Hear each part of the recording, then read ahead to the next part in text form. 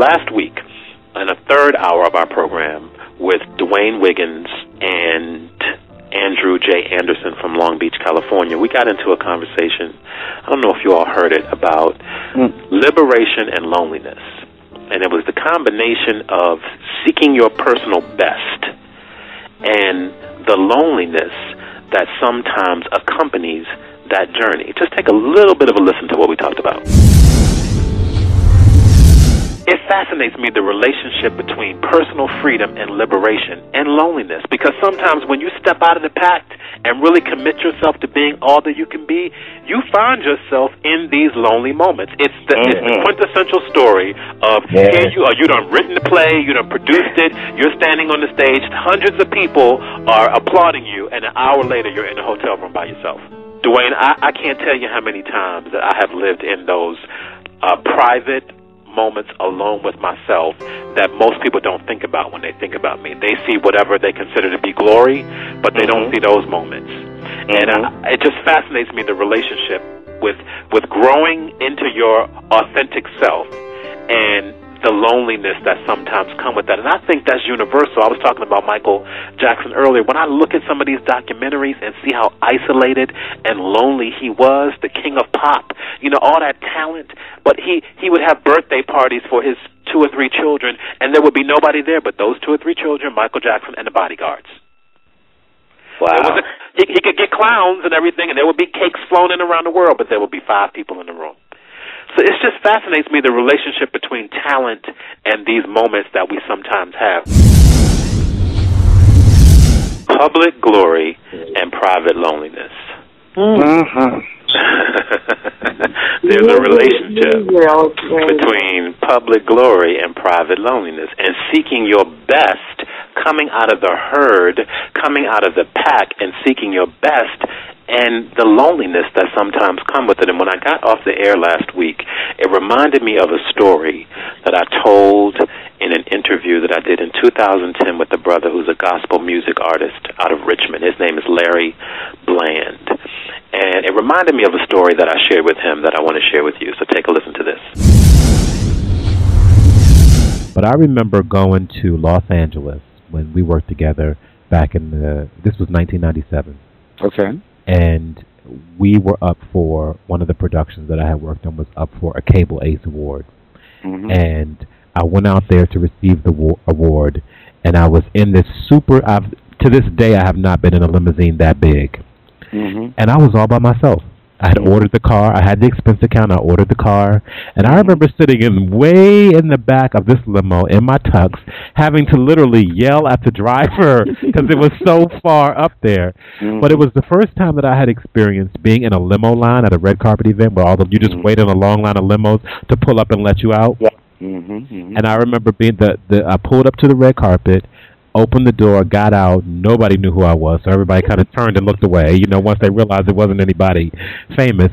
But I went into the venue, into the theater, and we won and got the award and went back to the after party and had a good time, and then went back to my hotel room, and I thought to myself, this is, on some level, one of the greatest nights of my career. And on the other side of my face, I felt completely alone. And so I guess what I'm asking is, have you ever had those moments in your life where it looks so good to the naked eye, and yet it was one of the loneliest moments of your life? I remember that. And we're talking about this week, we're starting a new series called Becoming Who You Are. And it's those types of experiences that help you to become who you are. So all these little moments along the way of your path that build who you are becoming. They build you up. Because I remember being in the back of that limo with my tux, and I was just thinking, this is supposed to be wonderful. And it was. I was fully present. I enjoyed every single minute of it. I had goosebumps the whole time. We won. It was just incredible. I went up on the stage, accepted the award, all of that. And then when I got back to my hotel room, it was like a vacuum. Somebody had turned on a vacuum and just sucked all of that out. Yeah. And I felt That's usually when you pour a drink.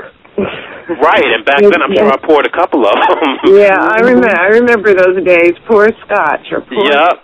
Oh, I love scotch, Aisha. I love scotch. Have you ever had Basil Hayden scotch? What did you say? Y'all ever heard of Basil Hayden scotch? No, I haven't. Really good. But yeah, it was one of those moments where I just stood there. I remember standing at I think I was at the Mondrian or either the W, I forget which one. And I remember standing at my window looking out over Los Angeles thinking, so this is what it's all about, huh? This is what it's like when you walk the red carpet and get your award and at 2 o'clock in the morning are standing at your balcony by yourself just looking out over into the city. Let me add some more context to that scenario. Because at that time in my life, in 1997, when I was on the come up, as they say out in the streets. Y'all ever heard that? On the come up? Yeah. I was on the come up, so my career, my aspirations, I was hungry. I wanted it, and I can honestly tell you at that time, like, I wanted to be a star. Like, that was important to me. I was becoming something. I wanted to get in that group with the people who were in the limos and at the events and walking the red carpet. That was something that was an intention for me, and my attention was focused on making that happen.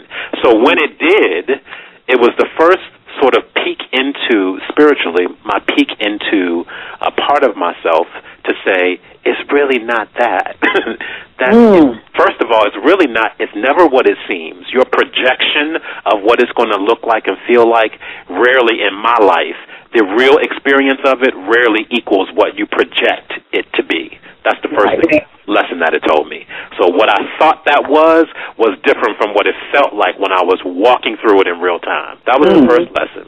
And the second lesson was that there's more to it than this. It's really this whole thing, being in the limo, wearing the tux, getting the award, all of those are sort of, what's the word? I've never said this out loud before, so I'm thinking out loud. Those are sort of symptoms, if you will, or signs, if you will, of something deeper. And when I got quiet after the feeling of loneliness, I realized that I had done my work, and my work is what led me there. It's the same feeling that I had, and I think it was 2008. I've spoken about this before, when I went to New Orleans during the Democratic primary season for State of the Black Union with Tavis Smiley. It was in New Orleans in 2008. I was working for TV One. I was there to cover the production for TV One, and Hillary Clinton. We had an interview with Hillary Clinton, and she came, and there was all this hubbub because Barack Obama didn't come. But she did. And I heard all kinds of people talking smack about her before she got there. But as soon as she walked in, it was like Mother Teresa had walked in. Worshiping queen. And it's just, the people are so sort of two-faced. But anyway, that's another story for another day. Because they're not two-faced. They're celebrity-struck. They're just struck by celebrity. They just lose their water when celebrities come around, That's another story for another day. But when she walked into the room where I was, where our cameras were set up to do an interview with us, when she walked into the room, and I realized Hillary Clinton is walking into this room to do an interview with us.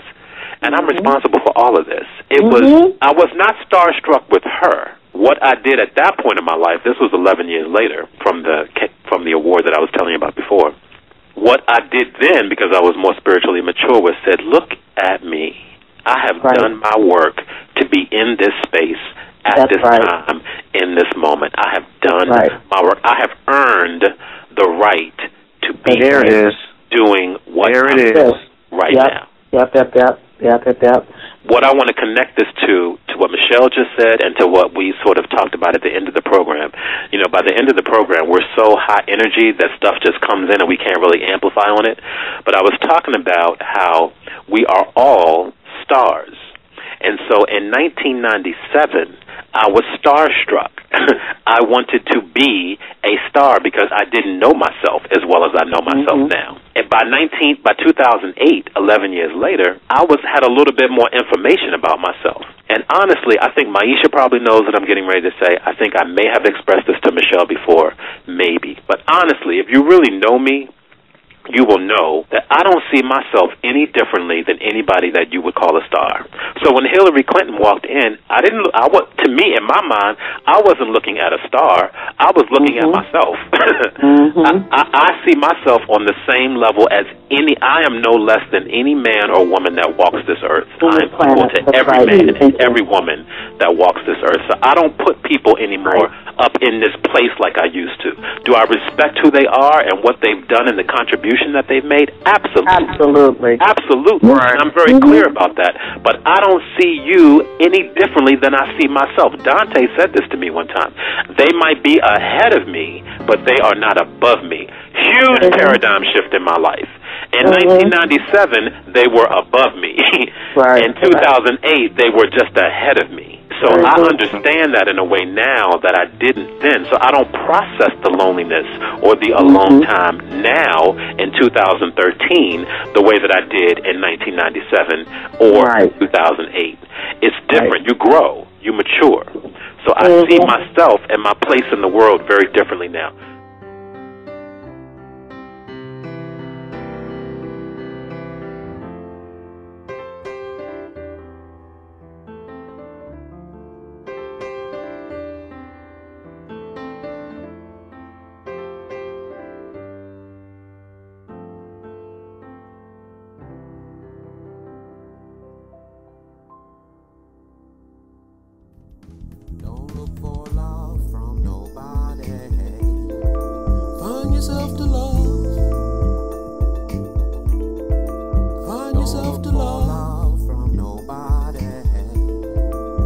Yourself to love.